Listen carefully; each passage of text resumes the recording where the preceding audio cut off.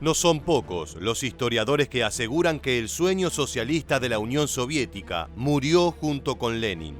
Las primeras décadas tras la revolución no prepararon a Stalin para la Segunda Guerra Mundial.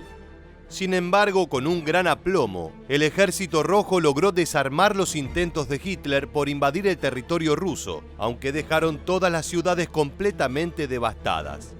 Tras la caída del Führer, la Unión Soviética aprovechó la recompensa obtenida por pertenecer al bando vencedor y comenzó un proceso de expansión por Europa del Este, al anexar países como Albania, Bulgaria, Checoslovaquia, Hungría, Alemania Oriental, Polonia, Rumania y Yugoslavia. Sin embargo, para mantener la soberanía de Stalin sobre el amplio territorio que los soviéticos ocuparon, la economía se volcó hacia la militarización del Estado, descuidando muchos aspectos humanos como la educación, la salud y la alimentación. El progresismo tecnológico que marcó la Guerra Fría continuó incluso después de la muerte de Stalin, aunque vería su punto más crítico cuando la central nuclear de Chernóbil sufrió un accidente que afectó la reputación internacional del Comité Comunista.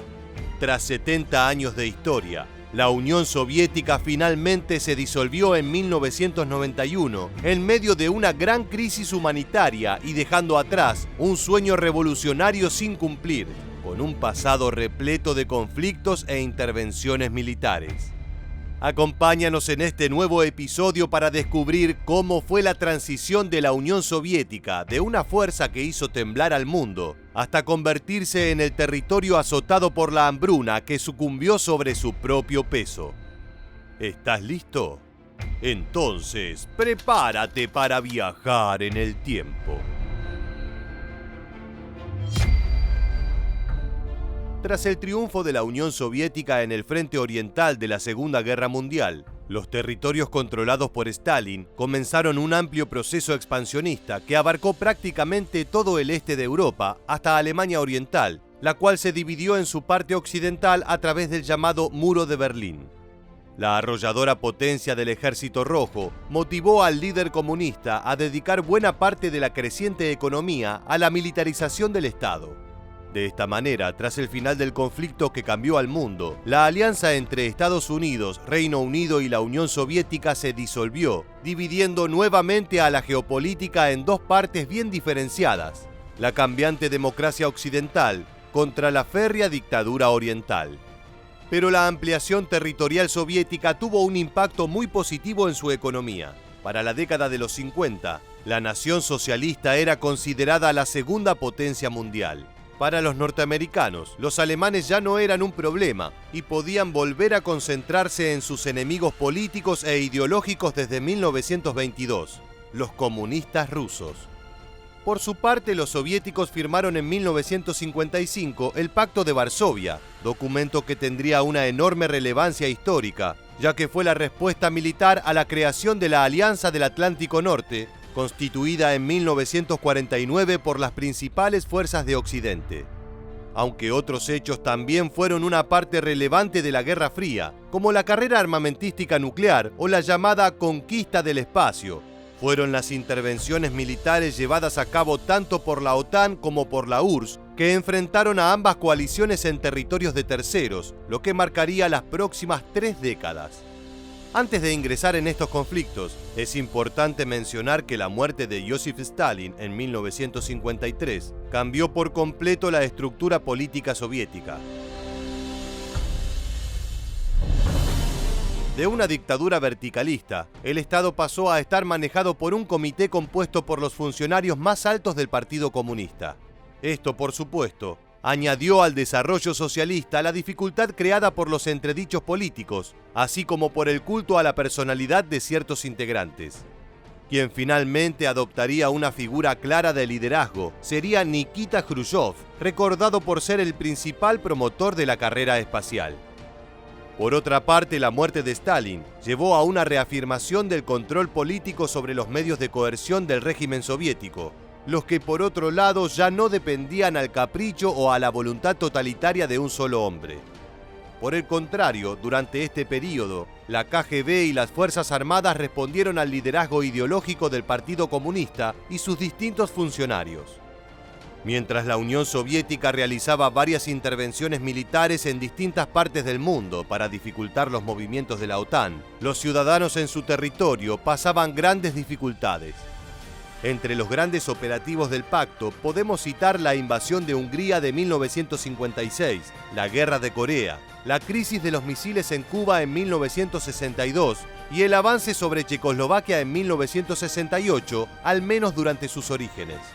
Como hemos mencionado, aunque el liderazgo soviético concentraba sus esfuerzos en el ámbito militar, uno de los mayores conflictos internos no encontraba solución. El problema de la agricultura en la Unión Soviética es muy conocido, ya que causó una brutal hambruna durante los años 30, que estuvo a punto de acabar con el régimen stalinista. Pero durante los años medios de la Guerra Fría, el fantasma del hambre volvió a oscurecer al Soviet. Este problema de difícil solución, entre otros, llevó a la remoción de Jrushchov, que fue reemplazado por Leonid Brezhnev a cargo de otro periodo de liderazgo colectivo. Brezhnev mantuvo una postura más relajada en relación a Occidente y fue quien habilitó las líneas de comunicación con las organizaciones internacionales que llevarían a los tratados de desarme o reducción de misiles de destrucción masiva. Sin embargo, la profunda enemistad entre la OTAN y la URSS revivió en 1979, cuando los soviéticos invadieron Afganistán para asistir a un gobierno comunista que tambaleaba. El involucramiento de los norteamericanos, que enviaron armamento al país de Medio Oriente, sería fundamental para que los rusos se retiraran casi una década más tarde. En 1982, Brezhnev murió, dejando un territorio plagado de dificultades económicas, militarmente incompetente frente a Occidente y con una infraestructura política resquebrajándose. Aunque en materia de salud y educación Brezhnev había mejorado enormemente las condiciones soviéticas, el pueblo vivía una profunda pobreza. Dos líderes sucedieron a Brezhnev, Yuri Andropov y Konstantin Chernenko, pero en ambos casos eran muy ancianos y murieron luego de 2 años en el poder. Para evitar esto, el comité decidió apostar a la nueva generación, por lo cual eligieron como nuevo líder a Mikhail Gorbachov, último secretario general que vería la Unión Soviética. Al poco tiempo de ascender al poder, Gorbachov impulsó un profundo cambio económico en la estructura soviética, conocida como la perestroika. Esta reestructuración liberó los precios en el mercado, descentralizó las tomas de decisiones económicas que recaían sobre el comité gobernante y permitió a las empresas disponer de distintos recursos y materias primas que anteriormente estaban controlados por el Estado, entre otros cambios. También aplicó una política de transparencia al dar libre acceso a la información, rompiendo un velo de secretismo que había cubierto a la Unión Soviética desde antes de la Segunda Guerra Mundial. Pero esta transformación del Estado no tuvo un efecto positivo. El proceso fue extremadamente abrupto y para ese entonces, la economía soviética era un caos que se vio profundizado. Enfrentar a una sociedad con grandes niveles de pobreza contra una política de precios liberales terminó de hundir al Estado colectivo que cayó sobre el peso de sus propias decisiones históricas. Gorbachov no fue ajeno a esto. Sus últimas decisiones como líder fueron retirar las tropas de Afganistán para dar la guerra por finalizada y finalmente permitió a los distintos países que pertenecían a la URSS celebrar elecciones democráticas, hechos que le valieron un premio Nobel de la Paz. En 1989, tras masivas protestas en Alemania que culminaron con el derribamiento del muro de Berlín, se dio fin a la Unión Soviética, aunque 2 años de transición al poder hicieron que la Federación Rusa naciera en 1991. Luego de conocer todos los detalles sobre el auge y la caída de la Unión Soviética, queremos conocer tu opinión. ¿Crees que el sueño soviético se podría haber sostenido de alguna manera o estaba destinado a fracasar? Déjanos tu respuesta en la bandeja de comentarios aquí debajo y no olvides suscribirte a nuestro canal. También recuerda seguirnos en Facebook e Instagram para conocer muchos más sucesos militares que dejaron su huella en la historia. Esto fue todo en un nuevo episodio de Historia Militar. Muchas gracias por acompañarnos hasta el final y permanece atento a nuestro próximo video.